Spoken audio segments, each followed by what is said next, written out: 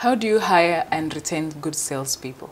My name is Cynthia Wakio. Join me for a discussion with Pamina Swainaina, and is going to be telling us why this is a crucial issue employers struggle with and what you can do to avoid this. Thank you for joining me. Thank you, Cynthia. So employers struggle with the issue of hiring and retaining salespeople. Yes. What mistakes do you think employers make when hiring salespeople?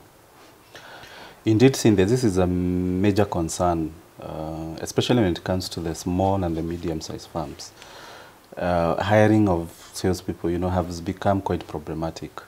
And the feedback I get from employers is, oh, we'll hire, when this person comes to the interview, they'll give all manner of promises, they look like they're the best fit, but, some of them even don't last during the probation period. And even if they last, looking at their production, their performance in the next few months, it's not good. Yeah, so we deal with such many cases, and there are various reasons why that's bound to happen. And I would say number one is how you do your recruitment. Recruiting for sales is not the same as recruiting for an accountant. For example, if you just come in there, you do the advert, you meet me once, and just based on that first interaction, you give me the job, you'll have made a big mistake.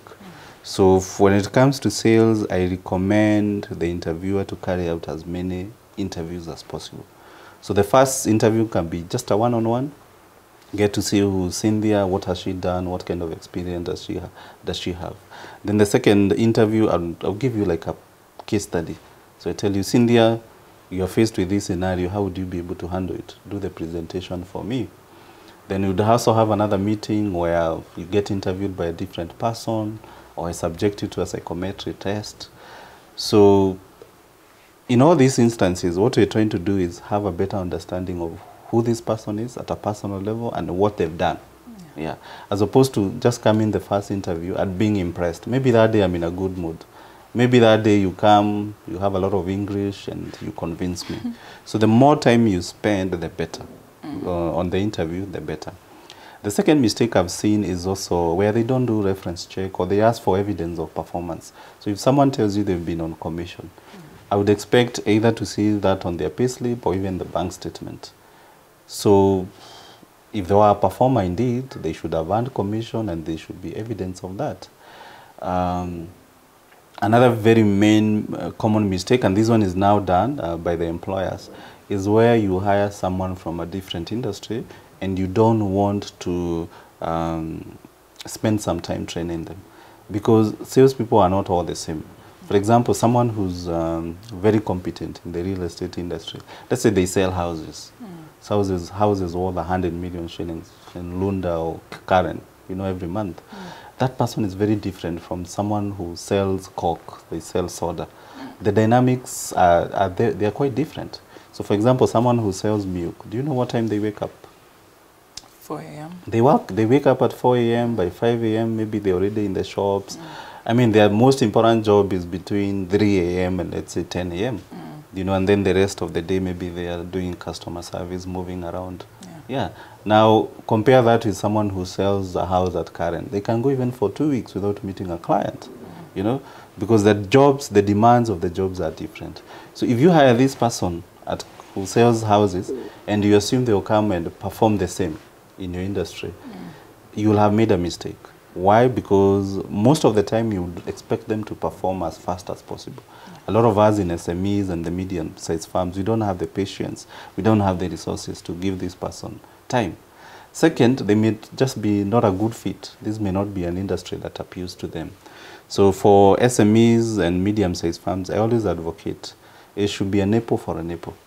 If you're a consultancy, look for someone who's worked in a consultancy setup. If you're real estate, look for someone who's worked in real estate. FMCG, go for FMCG. That way, you reduce the learning curve, and this person will be able to settle and being able to deliver the results fast. There are many reasons, but the last one I would want to also emphasize on is where you focus on qualifications as opposed to the individual. I'm not saying that we don't hire people who've gone to school, but MBAs don't work. It's all about the individual. You might meet someone who has an MBA in sales and marketing, but they lack the confidence. They don't have the industry knowledge, and yet you might meet a diploma holder, same years of experience, but this person is outgoing. They have the confidence. They have the personality for the job. So for me, the focus is more of what have you done and who are you as a person, and then the qualifications are number 2 or 3. Yeah. So after you've done all this, how do you ensure then you retain a salesperson? Sales, again, the investment doesn't stop at the recruitment stage. So it doesn't say that simply because you took 2 months to hire the right person, it doesn't mean now when they come, you leave them on their own. No. Number 1 is training. I would highly recommend training. And there are 2 trainings I always recommend. Number 1 is product-based training. And this can be done by your team. So this is where they have a good understanding of who we are, what are we selling, who are our customers, how do we go about it. Yeah. The other one is you can do competence-based sales training. So for example, you can pick a topic, let's say negotiation skills, prospecting, time management for a salesperson.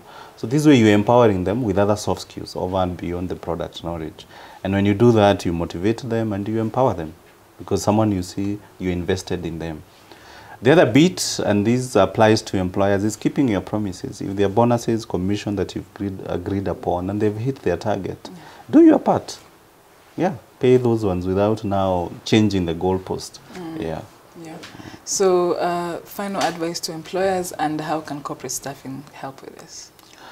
Final advice to employers is that how you conduct the recruitment makes all the difference. I'm sure you've heard of this statement, garbage in, garbage out. So it doesn't, for sales, it doesn't get wrong when the person joined. It starts with the way you did the recruitment. Yeah. So I would highly recommend, if you've been doing recruitment in-house and it hasn't worked, please reach out to Corporate Staffing Services. Our meeting is free. You come, get to understand who you are, what challenges you're encountering, and then we work together, we partner with you in terms of making sure we get for you the right person on board. And like I said, our recruitment process is quite extensive, and I've seen this reduce the high turnover rate, where someone joins, either they don't perform or, you know, they're not a good fit from the beginning. Yeah. And when it comes to empowering the sales team in terms for motivation, then we do have... Yes, we do have various training, and these trainings, they are tailored to meet the needs of the organization. So on an ongoing basis, we always have in the sales training customized to the client, and I've also seen that make a lot of difference. Yeah. All right, thank you so much for those tips. Karibu sana. And thank you for watching the video. We have left details in the description box below in this video for more information about our recruitment process to help you get the right salesperson, and also more information about our training programs that is customized to your needs. In the description box, find more details and reach out to us. Thank you for watching, and see you in the next video.